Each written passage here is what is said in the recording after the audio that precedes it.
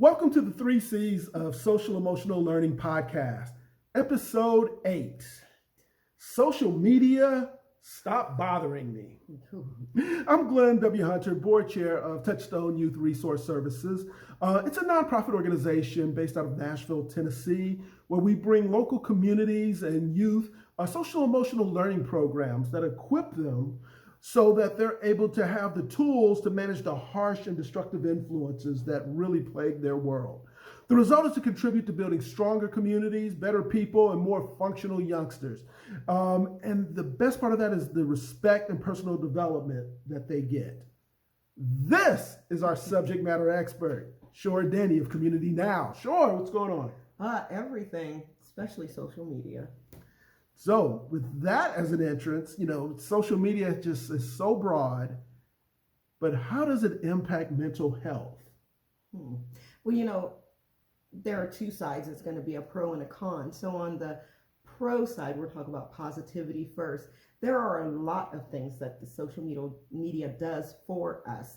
You can learn how to cook. You can put on makeup. You can learn how, especially for us natural hair girls, we can learn how to do our hair. There are a lot of inspirational people on there, people that you can follow and that are doing positive things and think, just ways to teach you and see different lifestyles. So there are a lot of positive things on social media that we can use to improve and enhance our lives.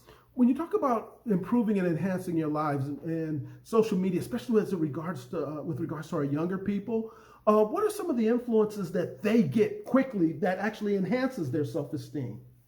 Off of social media? Yes. Well, they are looking at a lot of different they have so many different little places that they're going, right, to see little videos or to hear different words, but they are banding and doing a lot of positivity on a lot of different media sites like Twitter. And there's one that I Tumblr. Thank you. There's a lot of politics going on. There are a lot of our children that are grouping together for different causes together on these websites, and they're supporting each other and helping each other see that they have a voice and that they, even as youth, can impact our society. And we saw that really with the youth from the Parkland shooting, right? And how they use social media to impact change even there by changing gun laws. So social media can be very positive for our youth. I think that is something that gets lost too often as part of our conversation with regards to social media, because there are positive things. That is the way our young people communicate. Once upon a time, you had to get on a phone and dial 7 numbers. No, write a letter in cursive. Oh my goodness, how about that? It's not even happening anymore. But now they're able to communicate, get their ideas across, galvanize movements much quicker than you or I ever could. Definitely. And so those are some of the good things. What about some of the bad things that happen in the social media world? Well, one thing that has devastated our youth is cyberbullying, right?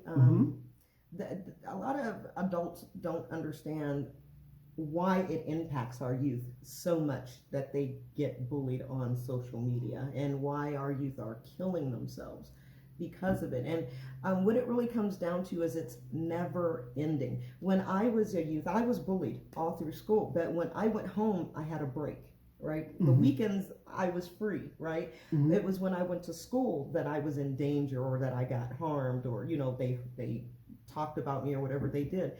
But right now, that bullying never stops. It's at work, I'm at school, it's at home, it's on the weekends, it's in the middle of the night. They can send those horrible messages at any time to impact our youth, and it's overwhelming to them. So the negative thing would be how hard and how consistent and how continuous the harm can come to our youth through social media.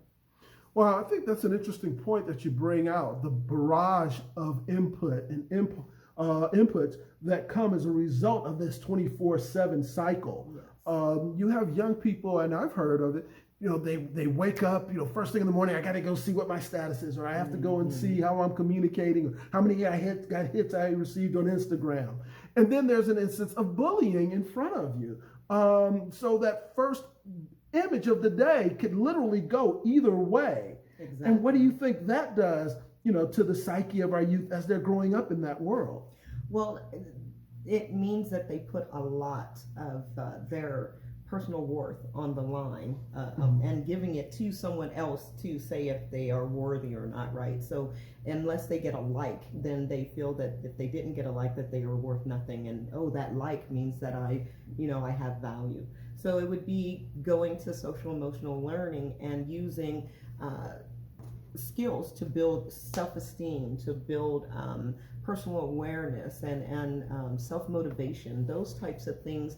If we teach our kids, they have more tools that they can use to get over, and more buffers to help them get over the bullying that is going on the social media. A lot of parents say, unplug them, no, they're only allowed to watch or have their phone for this many hours a day, or they're only allowed to, and I caution parents, because this is our present, but this is our future. We as parents have to find a way to marry the two, not to isolate. Our kids are going to get on those phones. They are going to send those messages out one way or the other. What we have to do is have good communication with our youth so that they know their value.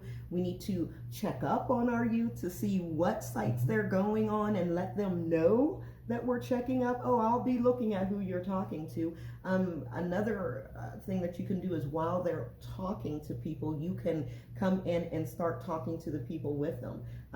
My daughter is a product of this, and she had a lot of friends on social media that and going into these rooms. And what I would do is I'd pop in, and while she was talking to people, I'd have her call them so that I could see them interacting and I could see the person, so that I could validate if it was a child, who they were, so that you're not having grown people talking to your kids. There are ways to do this where you integrate into our youth's world rather than trying to pull them out of what is the present and the future, and us trying to gain empathy and understanding of what our youth are going through, how they're really being impacted. Look at us today. I'm of an age that when cell phones came out, I really didn't want one, right? And I tried to keep that flip phone as long as I could, because I didn't understand the power and the impact of all of these apps, this computer that is in our hands, and it's literally a computer in those youth's hands. So when you look at all of the things that they can see and everything that they can get into, of course we as parents are going to be frightened. They have access to things that we still don't know how to access. Right, absolutely. And we're the adult.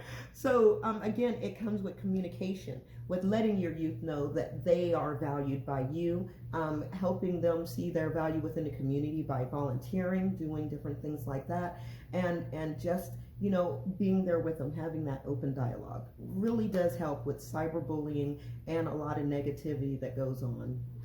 One of the big challenges that I understand with regards to the ability to interject as a parent into that conversation is the fact that you have some adults with bad intentions who are interjecting, maybe misrepresenting themselves, in some cases pretending to be teenagers, and in some cases representing themselves as adults that are interjecting into that conversation. What protections can be put in place so our children aren't as exposed to those type of bad characters, those bad actors? With social emotional learning, that we teach, I'm going to bring this in to prevention and to what we do specifically in our mindset with our program, is that we believe that everyone is harmed and that everyone will be harmed. You are going to have trauma, you are going to have some type of stress in your life, is our assumption. So with that, we teach coping skills that our youth can use to deal with those challenges when they come. So instead of saying, how do we wipe away the fact, how do we get every pervert and every person of harm, away from my child, or potential harm away from my child? The point is, how do you protect them and show them how to protect themselves within that environment, because they're going to be in that environment. So the key would be, the less they know, the more open they are to harm. Let them know that there are these people out there, and tell them how to check for themselves to see if these people are real, because our kids don't want to be harmed. They're not out there looking to be, used or whatever. So as the more information that we give, the more guidance that we have, and again, that follow-up. I'm coming to check what you're watching. I'm going to be coming in behind you, right? And that allows them to know that they need to watch what they're doing, because they are being watched. And that also helps them to not get involved into things that could harm them. So if I'm understanding you correctly, the best way to combat those kind of bad actors, that kind of influence, is giving the youngsters, our youth, the tools for self-help. We're equipping them to protect themselves is the most effective way. Yes. So when you say it like that, it makes perfect sense. What are some of the challenges of getting them to receive the information you want to provide so that they are going to self-help themselves? Well, we do education. We do an activity, and it's a game show, and it's for bullying, and it's for talking about the different types of bullying, cyberbullying. What is cyberbullying? How do you become a victim of cyberbullying, and how can you stop it, or try to not let it ever happen to you, right? So there's etiquette that that you can teach your youth on how to deal with the internet so that they don't get themselves into trouble out there. But it's really, again, letting them understand what cyberbullying is, so that they understand when they're being cyberbullied, so that they, it's not when your best friend gets mad at you and puts something on, sends you an email and says, I hate you this week, that's not cyberbullying, right? So distinguishing what really is, so that they understand when they are being harmed, and not when it's, just friends fighting, or, something like that. So I think, in essence, what I believe you're communicating is that the fundamentals of communication remain the same. That we're giving tools, that we're identifying problems, and that we're creating a dialogue so that the children have tools to manage these problems, even at an environment where it's coming faster than we could ever imagine. Yes. And that's the only way for them to be protected, right? Because we can't be with them 24 hours a day. Every second that these things are shooting through this internet, milliseconds at a time, there's something new and fresh. So we do not have the capacity to protect them the whole time, but they do. They have the capacity to protect themselves the whole time that they're on the internet, as long as they have the tools. So getting our youngsters the proper tools, giving them knowledge of the pros and cons of being in this 24/7 information cycle. Right. And I think the big elephant that you put out there in the middle for everyone to see is actually trusting our youngsters with the self-help component, giving them the tools so that they're equipped to protect themselves and then enjoy the benefits of the connectivity with their friends and colleagues. Exactly, because the law says that ignorance is not doesn't get you off. Just because you don't know the law doesn't get you off from not, paying the consequences for breaking that law. It's the same with our youth. They're not knowing you're not teaching them is not the excuse. It's not going to help them. You're not protecting your kids by keeping them ignorant or sheltered. You must allow them to see what is out there and give them the skills that they need so that they can protect themselves while they're there. I think that really sums it up. Making sure they're able to protect themselves while they're out there. We're going to wrap up on that very positive note, because it does show that we do have the authority as adults to influence a better behavior and to combat cyberbullying. Are the struggles real? And I think with wisdom that Shor's just shared, it gives the good guys a good chance to fight back and definitely defend themselves better. Definitely. Once again, Glenn W. Hunter, subject matter expert Shor Denny, giving us insight on social media and how it impacts mental health. Thank you for those just insightful comments. No problem. Thank you. Thank you, guys. Again, I want you to know I'm speaking September 18th at the 33rd Children's Network convention here in Ontario, California. And January, I'm speaking at the Ontario Convention Center, but for the Rotary World Peace Conference. So look out for those two.